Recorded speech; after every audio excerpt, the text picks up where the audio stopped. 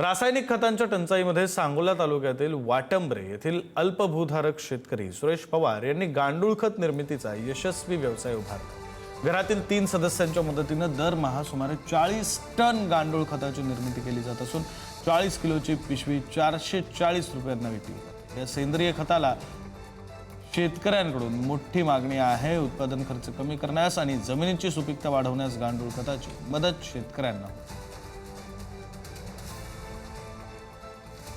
आता सध्या सांगोला तालुक्यातील वाटंबरे या गावातील अल्पभूधारक जे शेतकरी सुरेश पवार आहेत, मी त्यांच्या शेतामध्ये आलेलो आहे। आपण बघितलं अवघी 1.5 एकर शेती आहे, पण त्याच्यामध्ये गांडूळ खत ही तयार निर्मिती करून सर्व गांडूळ खत हे स्वतः तयार करतात। आपण बघितलं तर त्या घरातील त्यांचं कुटुंब सुद्धा या ठिकाणी सेंद्रिय खत करताना गांडूळ खत करताना आपल्याला पाहायला मिळतंय। आपण एकंदरीत आपण त्यांच्याकडून जाणून घेणार आहोत की कशा पद्धतीची ही सेंद्रिय शेती व गांडूळ खत तयार केलं जातं। माझ्याबरोबर सुरेश पवार आहेत।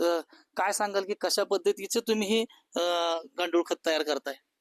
नमस्कार, मी सुरेश पवार।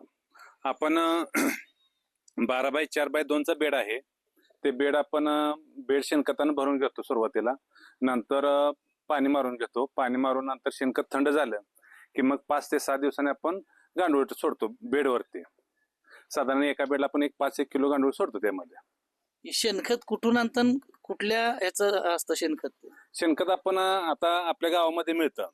मग तिथं कसं कोणाचे 1-2 जर्सी असतात, 1-2 म्हशी असतात, एखादी 1-2 खिलारी गाई असतात, असं आपण शेणखत बघून आणतो। कशी प्रोसेस असते याची? किती दिवस लागतात त्याला? आपण बेड गार झाल्यानंतर पाणी मारून बेड गार करून घेतो। सुरुवातीला कल्चर सोडलं की साधारण आपण एक 30 ते 35 दिवसामध्ये खत बऱ्यापैकी तयार होतं। ते सुरुवातीला काढायला चालू करतो आणि पूर्ण बेड व्हायला आपल्याला 60 ते 65 दिवस लागतात।